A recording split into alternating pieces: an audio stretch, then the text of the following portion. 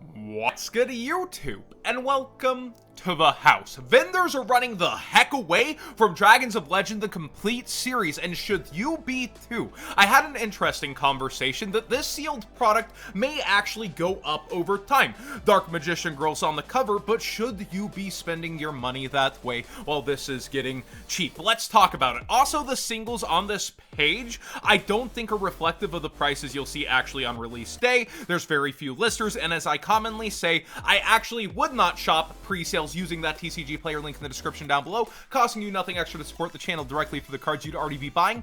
Usually, the competition isn't there, it hasn't ramped up, it's not necessarily the place to be looking. I think Toon Kingdom can fall from here. I think a lot of these cards can actually go down depending. But let's break down this price point real quick. Shipped to your front door is Dragons of Legend, the complete series at $84. Why is this alarming? Well, when you take away 13% fees on the actual $84 they're getting, that's $73, and then they're going to spend around $10 to ship this to your front door. Well, they're making $63 on an entire 8 boxes of this. The price point is supposed to be $15 MSRP, but when you chop it up, 7.8. They are basically break even, or even taking a small L to make sure to get this to you and get it away from themselves. The product structure is very unique though. When we look at this, they've actually upped the amount of different ultra rares from the failed Legendary Duelist Season 1.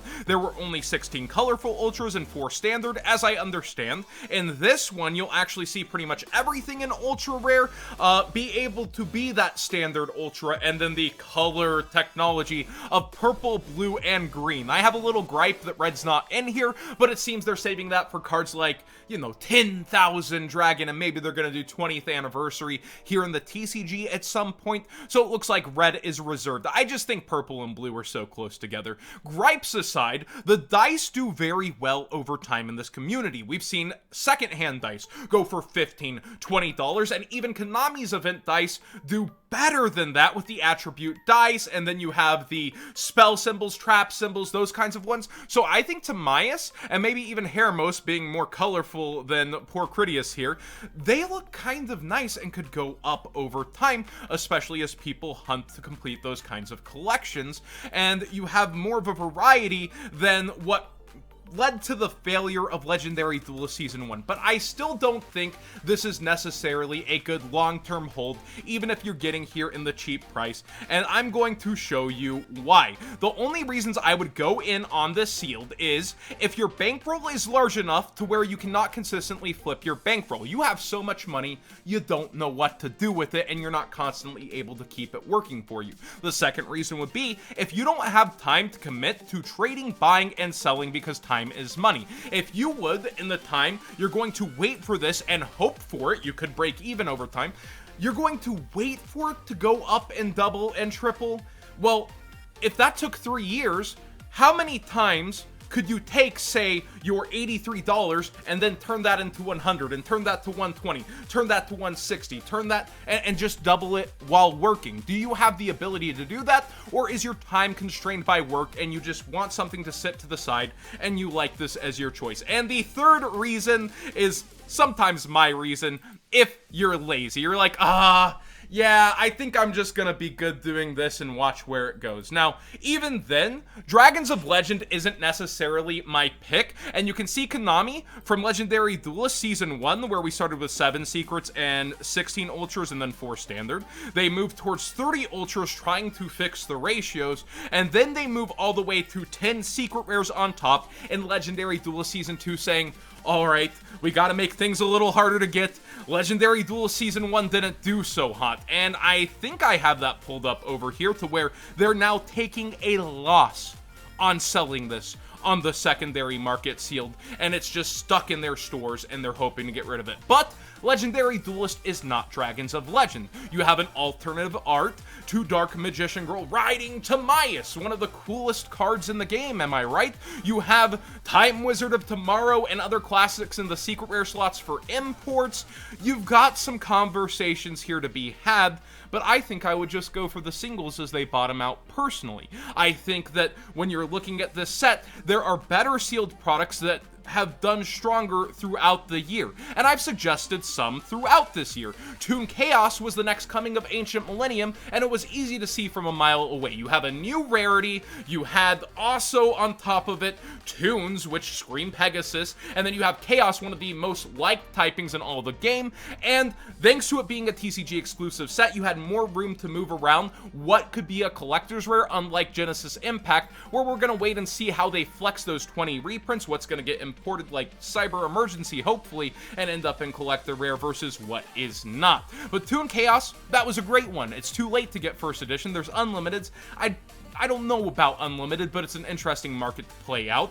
But I would be looking at Legendary Duelist Rage of Ra. You could have got it cheaper when I was suggesting it. They announced a Ghost Rare God card in here, which is super casual bait. You have Merrick on the front, and when it comes to the Legendary Duelist in general, even if they continue these seasons, the sealed boxes for first edition have done on very, very well on every single one, except for Sisters of the Roses, which is still plus, but it's going back down right now, as we have had the announcement of Legendary Duelist Season 2, and this was struggling from the get. So we are like, what is this, 5 for 6 on huge home runs, and one that still did okay for itself. And then you have Unlimited Magical Hero not doing so hot. You will see actual sales rates on some of these. It's not like people are chomping at the bit to pay this extra. It's more reluctance, but you have Legendary Duelist to the name, even though the OCG didn't tie it. You have Merrick on the cover. You have a Ghost God card presenting itself. I think this is something that will be able to be flipped faster